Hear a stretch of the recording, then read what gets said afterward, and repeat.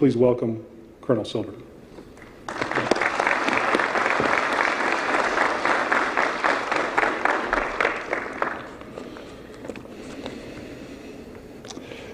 Good afternoon, everyone. It's kind of nice coming up here after Bill. The microphone actually adjusts it just perfectly. Usually it's a little bit of a challenge. Thank all of you for being here today. This is quite an honor. If your family members, friends, these soon-to-be state troopers have done something incredible.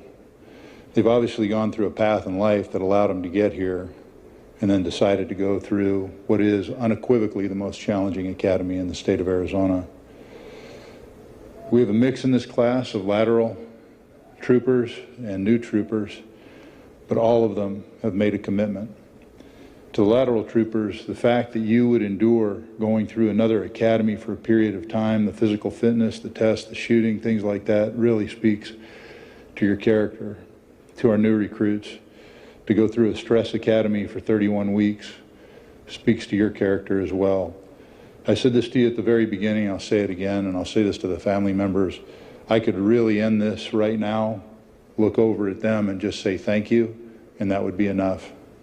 Because the fact that they're here, we owe them a thanks. Marshal Gonzalez, sir, I've known you for 30-some years. I was as a gang detective when you were a commander of the state gang unit, and I was a detective with Phoenix PD. You were a cops cop then, and you retired as a cops cop. I thank you for everything you've done for our agency, for Arizona law enforcement, for the United States of America, and for me personally. I thank you, sir.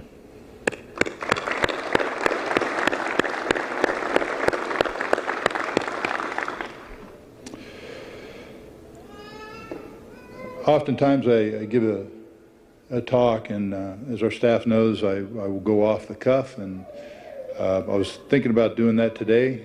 I think there's times for that. Today I went a little different because a couple of different things came to my mind when I thought about what I wanted to say to this class and say to the people in the room. I wanted to talk about something I've been thinking about quite a bit lately. And I want to talk about things that we actually control versus those things that we don't. They're quite diametric. Maybe not in total sum, but certainly by predominant measure. Many would have us believe that attitude can change or control everything. I think this is an imprudent notion. I think it applies in every facet of life. Yet I do believe that attitude and mental outlook and vision are rooted deeply in our ability to succeed in life as professionals. For us, that's as Arizona State Troopers, and for many of you in this room as law enforcement officers and just as people in general. So I'd say let's examine our capacities of realistic control versus that which we do not. Just a short couple of years ago, we watched as the world and financial markets struggled to understand what was happening to our civilization. For our generation in this room, this was our global pandemic. If this virus wasn't contained or defeated, we realized that no possession we had, no money we possessed, was of consequence. People lost loved ones with horrific haste. During this time, I considered the fact that horrific diseases such as cancer, ALS, among others, had randomly attacked some of the best human beings I'd known in my life and in my career.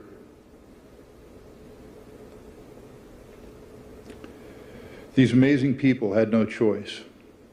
They had no control over the disease. One might say they could choose the attitude about how they handled the disease, but their attitude could not control their eventual mortality resulting from the disease.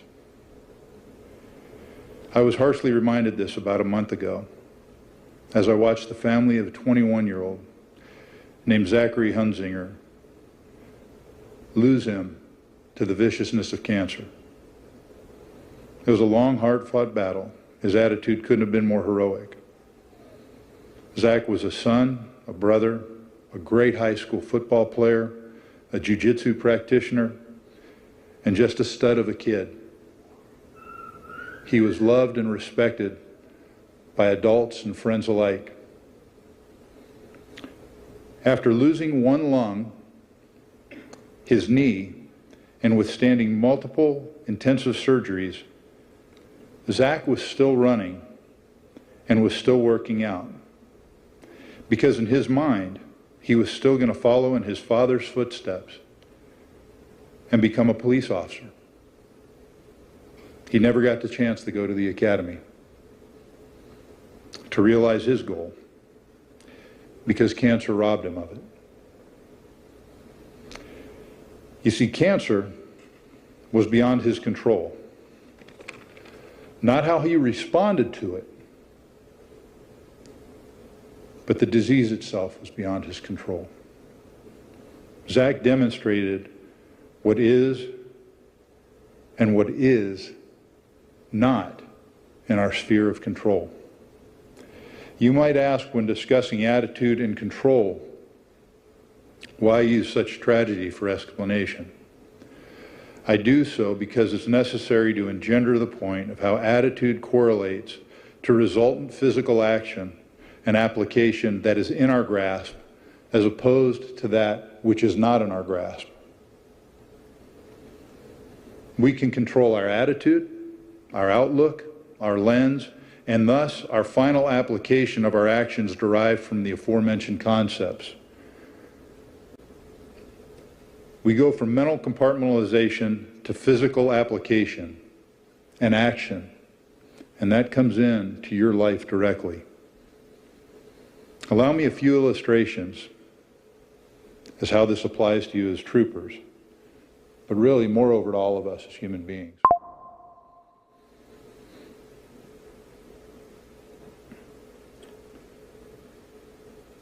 On a simple level,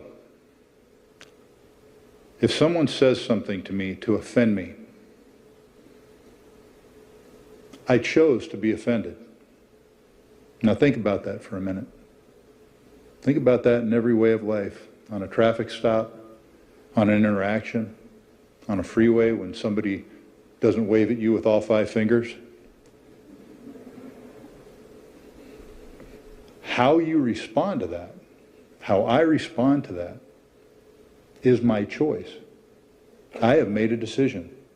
I have actual control over how I respond. Think about how much we allow other people to give us an input and thus provide our response. How many times has that cost somebody their life?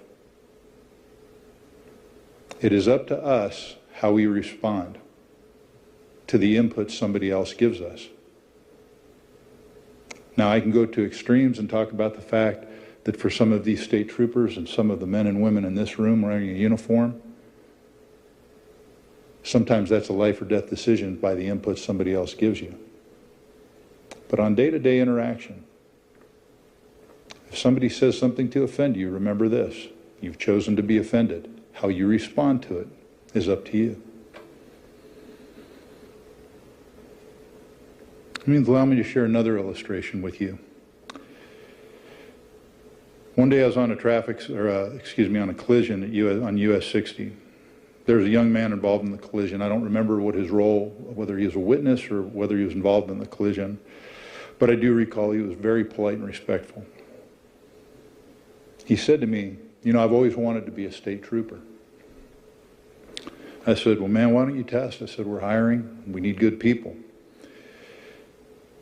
He essentially, I remember his body language, and he went like this, and he pointed inward.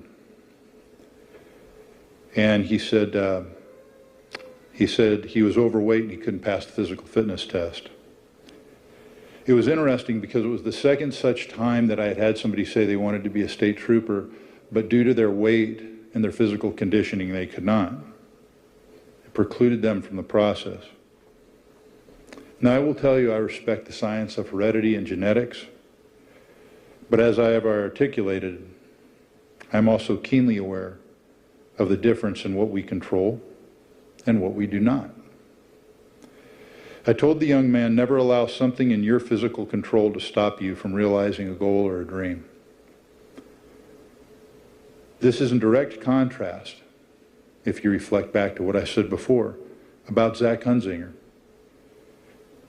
who genuinely didn't have control over his untimely mortality. Yet Zach believed he would beat cancer. And as I said, with one lung and an artificial knee and multiple horrific surgeries, ran and passed the POPAT test.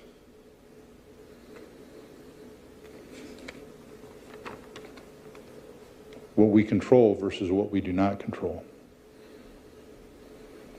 Quite directly, I told this young man on the freeway that day, I said his physical limitation was a choice, not an uncontainable mandate.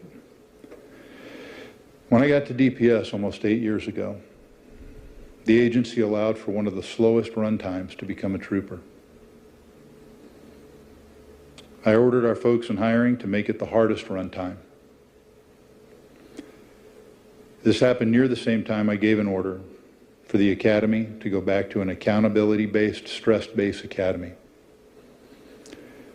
While many other places were going to a more laid-back college atmosphere, we felt, as an executive staff, this was not in the best interests of our future troopers or the community they serve. You ask why I ordered these measures. It's because we're looking for certain characteristics. We want to know the people who wear our 7-point star have proven they have the attitude and the mindset to work harder, train harder, and push themselves past the point of comfort. We want to know they won't quit. We also want to know that there's a mental and physical adjustment that needs to take place in the academy. There must be a transformation. And each of you who has a family member up here today need to understand with pragmatism that a transformation took place, and a transformation will continue to take place.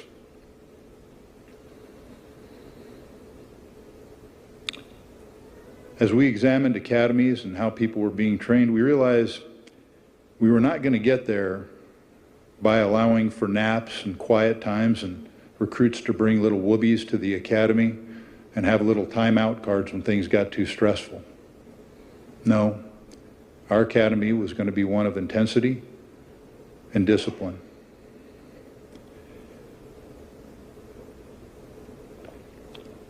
What are the reasons for this? What are the reasons for the intensity and the discipline? What do we train for? We train for intellectual communication, instruction, empathy, team building, and integrity. It is grasping what honor really means, not just a word or a slogan. It is understanding that attitude and choice are what earn them the star with 7 points and what it represents. To our newest troopers, you have earned your first component of the honor you will bear with this badge. What you do with it now, how you treat it, how you cherish it, as Marshal Gonzalez said, how you honor it is your choice. That is within your control. I think I can say with confidence I know exactly how Zach Hunzinger would have chosen to honor a badge if he were ever able to go through an academy and earn one. With everything he had, each of you should do no less. Thank you.